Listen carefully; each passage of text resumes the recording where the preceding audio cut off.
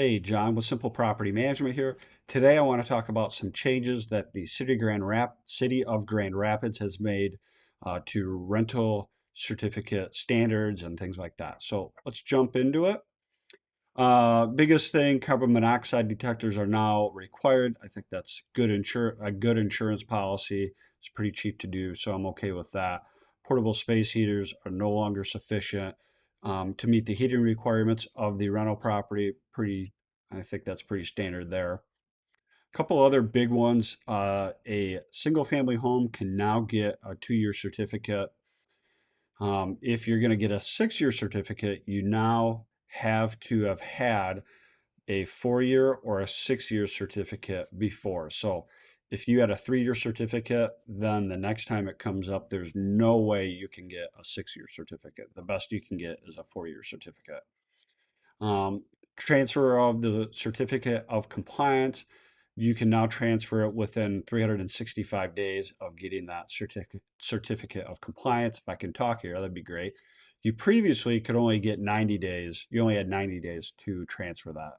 So basically now, it used to be you got your certificate of compliance, you put it on the market, you sell it, you close it, you have 90 days, and then the certificate after the 90 days will not transfer. Now you have 365 days, and then it'll still transfer, pending, of course, that the new owner does everything that they need to do with registering the property and things like that. So the other big thing is the lead paint ordinance, addition of enforcement, whatever you want to call it, has to do with lead paint and rental properties. So let's jump into it. Firstly, what is going to happen supposedly as of right now, and I know that things can change, but at your rental certificate time, so when it comes up for getting your new certificate, you're going to have to take dust swipes. And actually, you probably can't do it.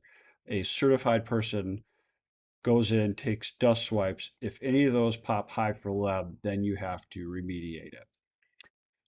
So basically, here it talks about if it passes the visual test, you still have to do dust swipes to see if a violation exists. We'll go over like what the threshold is. If it's a larger multifamily, larger than 16 units, they're only going to do the dust swipes in the units that they walk through. Additionally, when this happens, basically you have to get everything submitted within the specified time. Otherwise, you're going to get a lead dust sampling violation. I don't know what that costs if you get the violation right now. Hopefully, more and more information will come out. Um, but if you get the violet, or if you test high for for lead, and then you get that taken care of in a timely amount of time, then there's going to be no violation.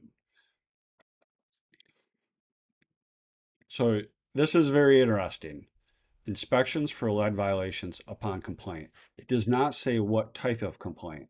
So if somebody, let's say your neighbor complains about your chipping paint on the outside, that's a type of complaint, or it could be your resident saying, oh, we have mice or roaches, or that door's always falling apart. They're not fixing it. So they file with the city. And what's not clear here is what type of complaint can they also open a lead complaint on while they're there. So for example, if the door is broken, somebody complains to the city comes in, looks at it, can they also cite lead at that same point? I'm guessing that they would say yes. Any type of complaint on a rental property, they can also make you do the lead swipes, which would be a big pain in the butt. Um, but that is my guess of what they're going to do. So if you have a violation, you need to have a lead-based paint inspector, risk assessor. This is one option. They come through, they have like that little gamma ray thing that they shoot through all of the paint, and then they can certify that that property is lead free. So once that happens, then you don't have to you don't have to go through any of this lead stuff at city certification anymore because your property is lead free. I should have also said, and it goes without saying, that these are for properties that were built pre 1978. So anything post 78, they're not going to do all this lead stuff. So, or the other option is basically you have the property have the lead abated, remediated, interim controls, and you have a clearance test that shows that this area that had lead before no longer pops high for lead. So let's get into the dust sampling. So they're going to do them on interior windowsills and floors, but not on open porches. It's going to be 4 rooms, at least a bedroom, at least a living room, and they're hoping to take one swipe from a windowsill with paint history. I mean, every windowsill in Grand Rapids has been painted 50 times in the last 70 years. So I don't know how they're going to differentiate between one windowsill to the other with paint history, but that's not our problem to figure out. Um, so like I think I might have mentioned earlier, maybe I didn't though, but I'll mention it again.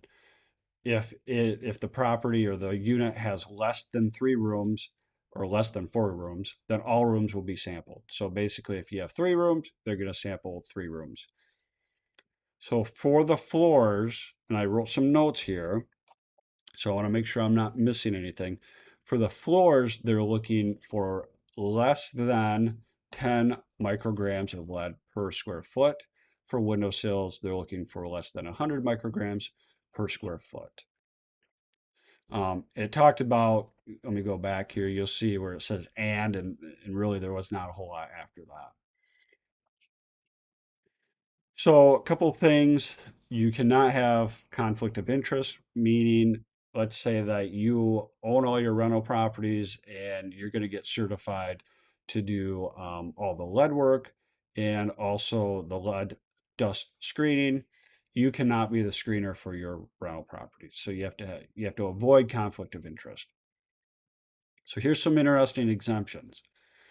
Single family owner occupied dwellings are of course exempted because lead does not exist in owner occupied dwellings, apparently. I digress.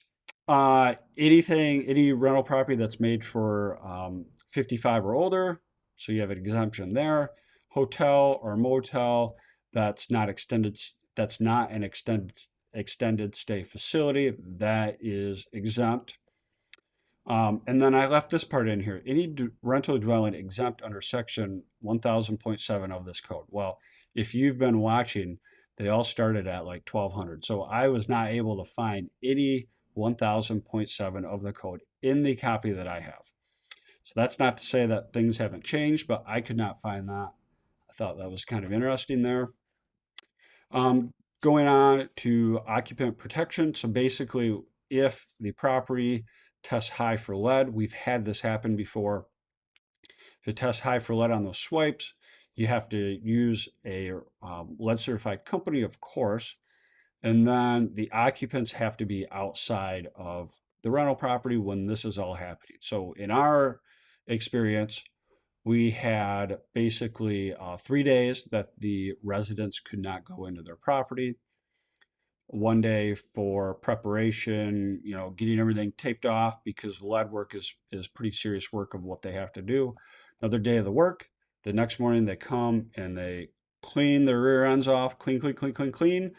They do the dust swipes, have the clearance person come in, do the dust swipes, and then hopefully that night or later on that day, we find out that they have passed.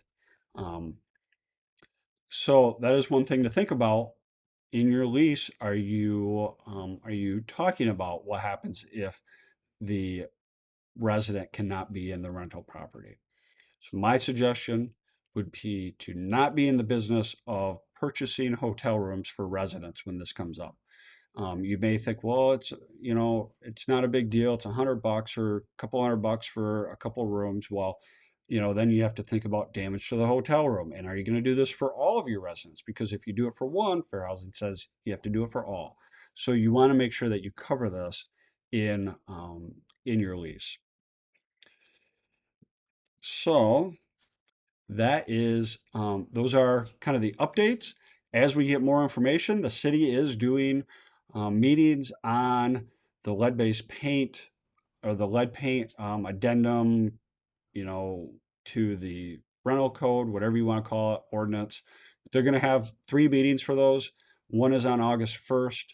And then that is like noon to 2. There's another one that's 6 to 8 at night. And then there's another one later on in August that's again noon to 2. So you just want to check the city's website for that. Of course, if you need those exact dates, I can let you know. We have all that information here at our office. And in fact, I'll try to put them on this blog post that will also be put in with this video. So if you have any questions, please let us know. Thanks for watching.